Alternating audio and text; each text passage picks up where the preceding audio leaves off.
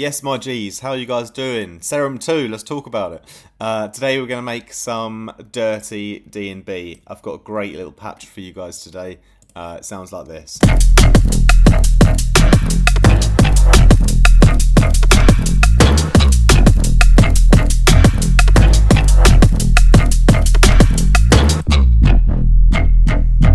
So yeah, got a nice rhythm and nice tonality as well, I would say. And I've used a technique also this time, which is something new, which is I've used the Spectral Oscillator and put some great modulation onto that as well.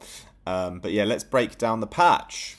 So I start off with a nice and juicy sine wave, and then we're going to be using the Spectral Oscillator to feed a signal into the sine wave via some FM. So firstly, sine wave is on, and then let's add in our spectral oscillator. And here we basically use the PD to feed some of that sound into the sine wave. But you can also hear the volume of the oscillator B as well.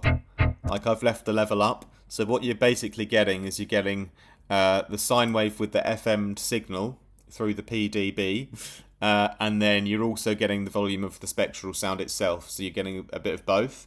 All right. And yeah, essentially, what I've done with the spectral oscillator is I've chosen one of the presets on here on the bass, which is the Alu slap. And what I've done with this one is I've put it onto manual mode. And then I've been able to basically modulate the position over here. So the position is what's actually creating the movement, the movement of the the modulation of the position is what's creating the movement in the actual sound, you know. So if it was obviously over just here, you know, it'd be quite different. I've pretty much set it up so that it basically almost tracks the entire sample from left to right, you know. And you can hear there's a little funky twist on my rhythm as well. So the main movement is on LFO1. It's a saw down. The rate is set to 1/4. And on LFO2, this is where I'm basically using it as a carrier to basically modulate the phase of LFO1.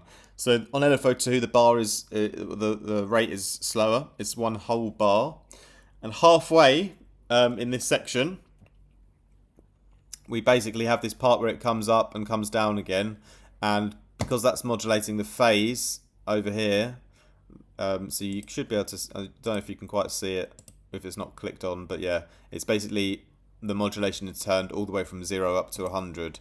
So if you see, it should be in the matrix somewhere. Maybe it's the LFO1 phase. Here you go. It's all the way up to 100%. So basically that means that it's quite a drastic change in the rhythm. So the LFO1, where it would normally be a saw down on 1/4,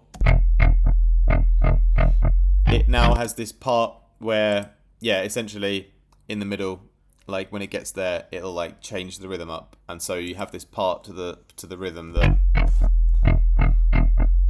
it like kind of skips around and comes back a bit and then repeats again afterwards, you know. So it creates this funkier groove, like along with the beat, you know. And that little sort of gap where you have this part where it kind of skips around, you know, in that moment is where I actually also I also put some more effects on in a moment. All right, but let's get back to Serum. Yeah, wonderful. So position of the spectral is moving around. Next I'm going to put some noise into it, so using the H breath. So that actually is modulating here in the PD noise, and I've put that on the main LFO, so it's following the rhythm of everything, basically a little noise signal following everything. Okay, and the level of the actual noise is off, so you're only getting that little noise injection through the movement of the spectral oscillator. Hope this is still making sense so far. Sub is then on as well. So I've got it's similar to sort of what the oscillator A is pretty much. It's another sine wave at the same octave and the same pitch. But I'm then actually FMing the sub into the oscillator A here a little bit, and that's actually going on my rhythm a bit as well on the LFO1. So if it was more extreme, it would be like that, but I'm doing it quite subtly. But without it, you don't have those like kind of harmonics that come in like sort of in the low mids, which are great because they sort of beef everything up and give everything a nice bit of padding, you know. So what we do next then, as you saw on my LFO2, this is where the sort of rhythmical change happens. That's actually tracked to the FM sub over here as well. So the FM sub section is moving in line with the main movement, and then on the LFO2, when that movement changes, it gets exaggerated even more, you know? So you have dum dum wom dum dum dum wom. That kind of wom in the middle is exaggerated more through this. So that gives it this kind of swing and this kind of like almost like feeling that there's like two kind of stabs to the sound. You've got the main ones and then you've got like a slightly different one in the middle as well. Alright, hope that's still making sense. It's a little bit of a complex one, this one. It'll probably be on my upcoming Serum preset pack, almost definitely.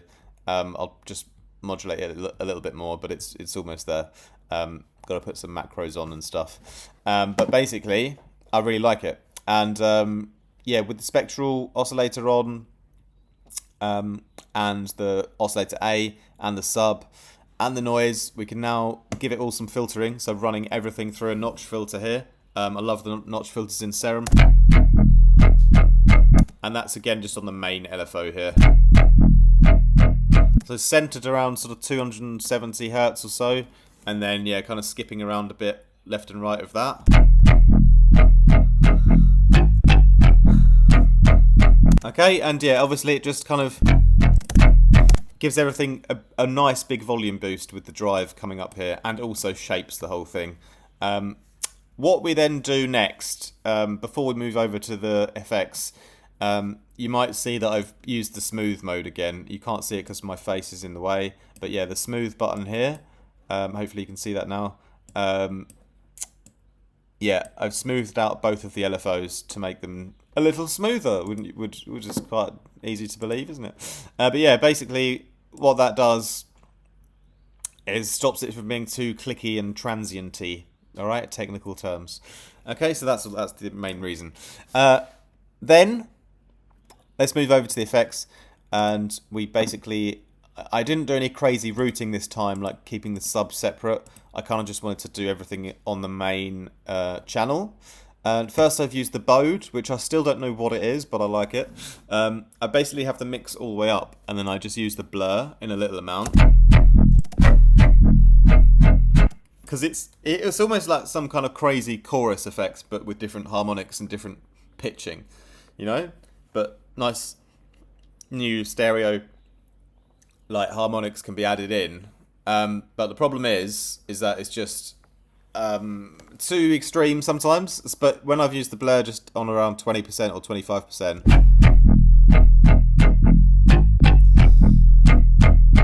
then yeah, it's been pretty nice. So next, then Convolver. This is again a small amount, only 8%, because it was quite obvious when it was on a bit higher than that. Like nice sounding, but very obvious. So you've got to bring that down a bit. Next, we got the chorus.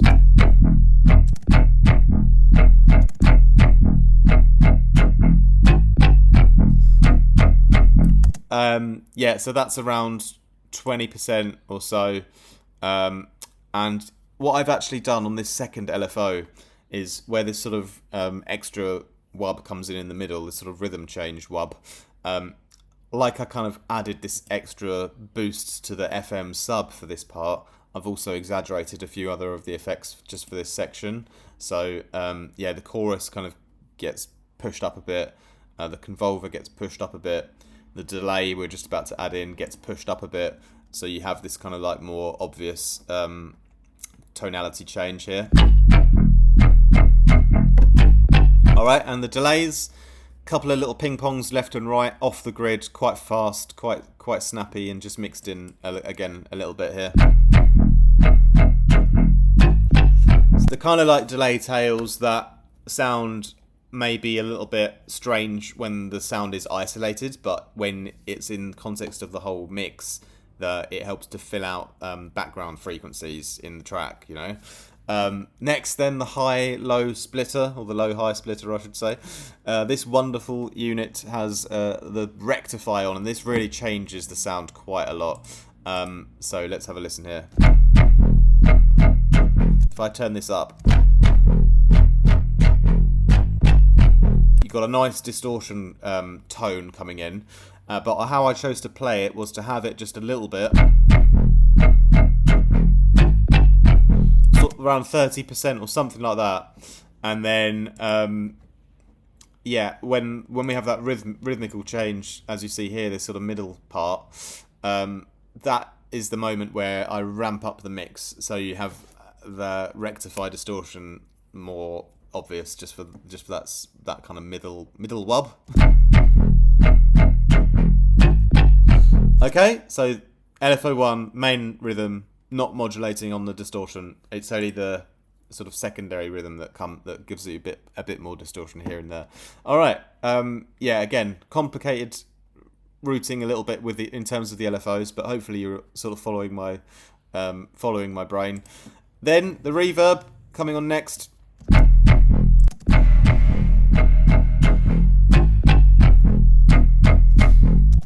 Yeah, 9% mix, quite low, but also on my middle wub, increasing that reverb a bit. Then finally a couple of things, just a filter and an equalizer, and the filter is really quite important, because that massively boosts everything again. So peak filter, so sort of like a notch filter, but driven up to the point where it's almost like a flat line again. But there is a bit of movement going on in the low mids, around 500. It was mid-range, I suppose.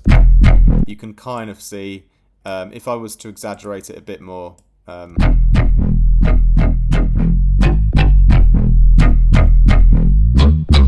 a subtle movement, but it does make a difference and makes it more natural. Driving it all up, and then the whole thing's mixed in just around 70% or so. Finally, the equalizer here basically just cuts out a little, cuts out a few frequencies around just under 3K, because there's a little bit of a bump there where it's sort of a little bit too bright. So just controlling that and help level everything out. So the equalizer is great to do that. Like if you've got any parts to your sound, because you're never going to sound design everything perfect on the frequency spectrum, but you can use the EQ during the sound design process. Typically I'll do it at the end, to like either boost things that are missing or to control things that have gone a bit out of control. And doesn't have to have gone out of control, but like certain frequencies which are sort of more obviously elevated than others, across like the mid-range and treble, you can like have a look if like balancing them out gives you actually a cleaner sound, which often it does. But yeah, those are then the jackal shots. And yeah, I've sort of just put a little kick sidechain on for this little beat here.